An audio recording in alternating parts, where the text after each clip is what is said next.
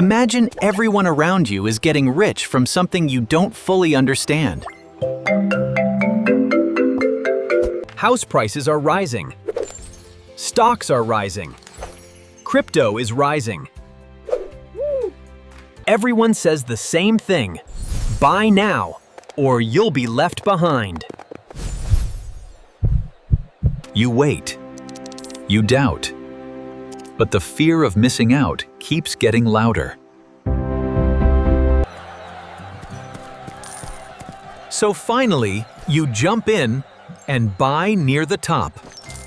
You borrow money and buy what everyone says is a sure thing. Then the price stops rising, and the excitement turns quiet. Buyers disappear, and nobody wants what everyone wanted yesterday. A once-in-a-lifetime opportunity suddenly turns into a painful crash. This is why economic bubbles matter. They don't just happen in textbooks. They can affect your savings, your job, and even the entire economy. In this video, we'll explain what a bubble is, why smart people get trapped in one, why bubbles pop, and the warning signs to look for before the crash happens. But before we call something a bubble, we need to be careful. A rising price alone does not automatically mean a bubble. Some prices rise because real people need real things. Other prices rise because buyers expect higher resale prices. The key question is simple. Is the price rising because of real value or because of bubble behavior? A bubble begins when price separates from real-world value. This treehouse is useful because monkeys can actually live in it. Its value comes from shelter, rent, safety, and daily use. At first, chimpanzees buy treehouses because they need them. Then monkeys start buying treehouses without wanting to live there. They buy because they believe another monkey will pay more. The question changes from, what is it worth? To, who buys next? When belief inflates price, the bubble starts to grow.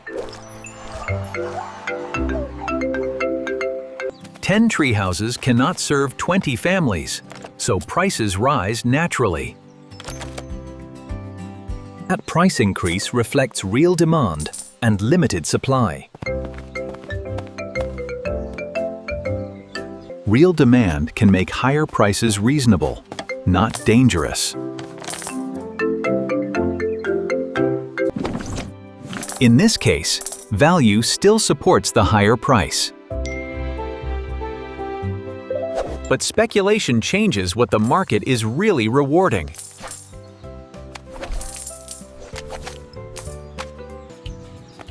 Monkeys begin buying extra homes they do not need. Debt lets small buyers act like much bigger buyers.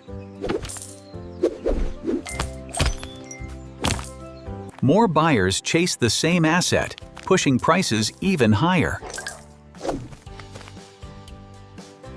The market shifts from usefulness to resale expectations. Every bubble needs a story people want to believe.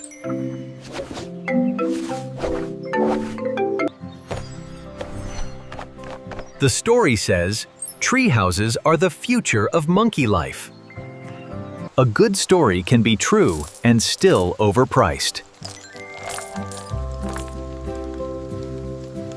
When the story outruns value, prices become dangerous. Easy loans let monkeys buy more than they can afford. Low payments make expensive treehouses feel surprisingly affordable. Rising prices make banks believe their loans are safe. Debt pours fuel on a fire that already looked profitable.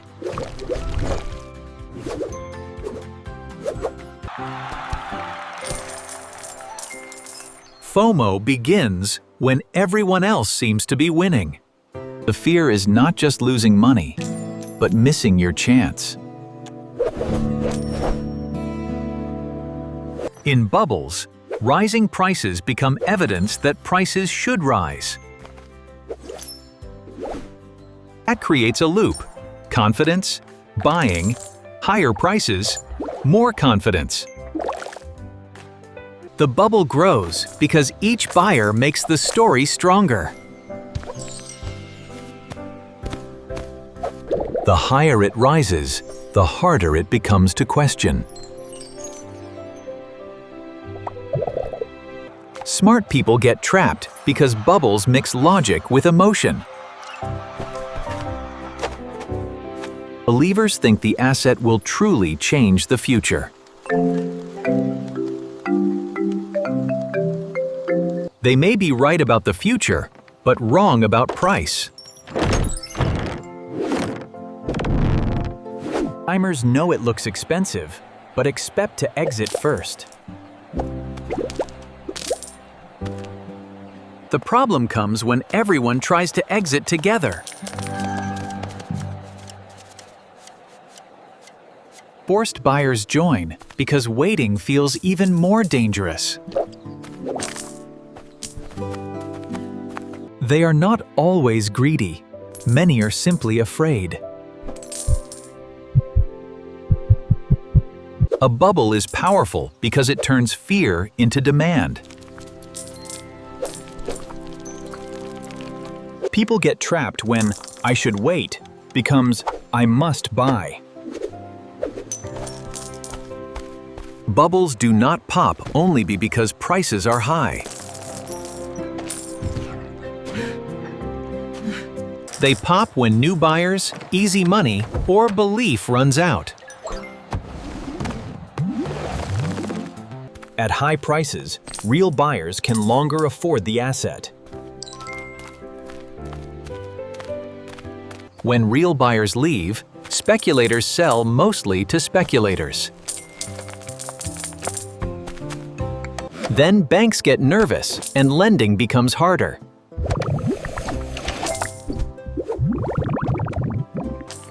Fewer loans mean fewer buyers can keep pushing prices up.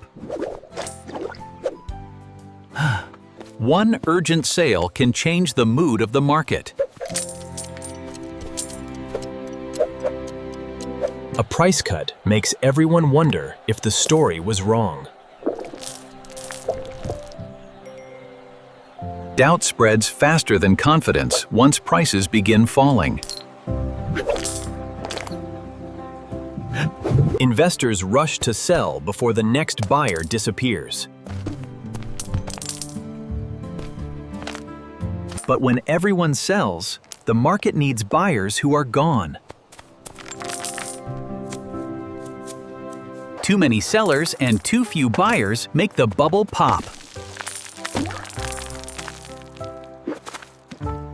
The same force that pushed prices up now pulls them down. A bubble pops when the story runs out of buyers.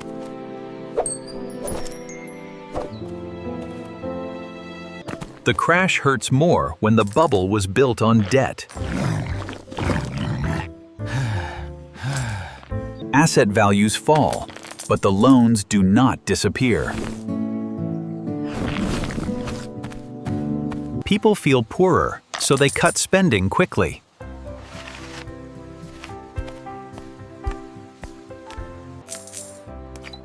Less spending means fewer customers for ordinary businesses.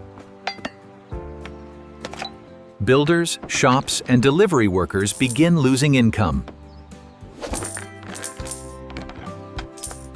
banks lose money and stop lending even to good borrowers.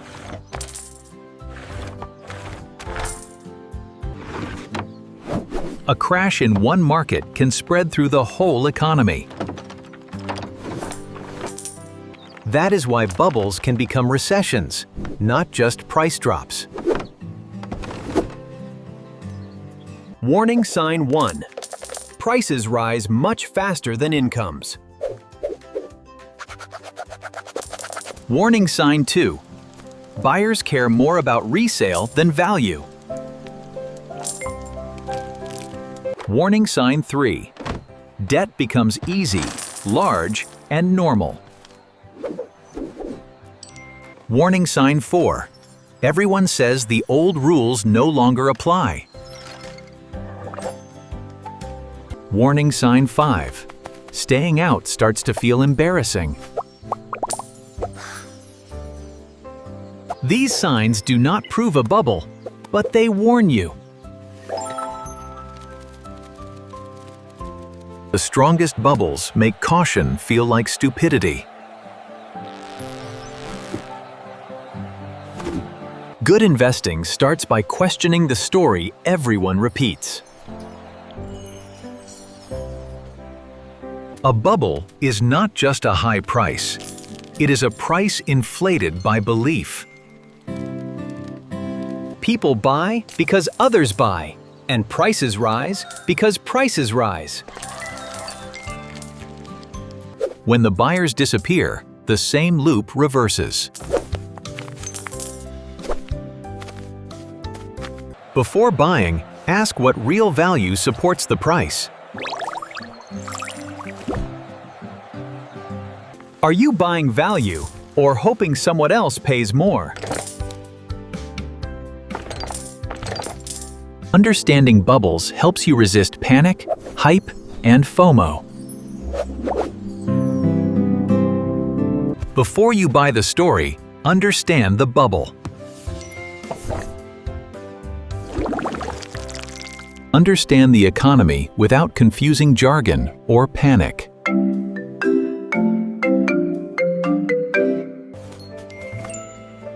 Subscribe to Econ in Plain Sight for simple economic stories.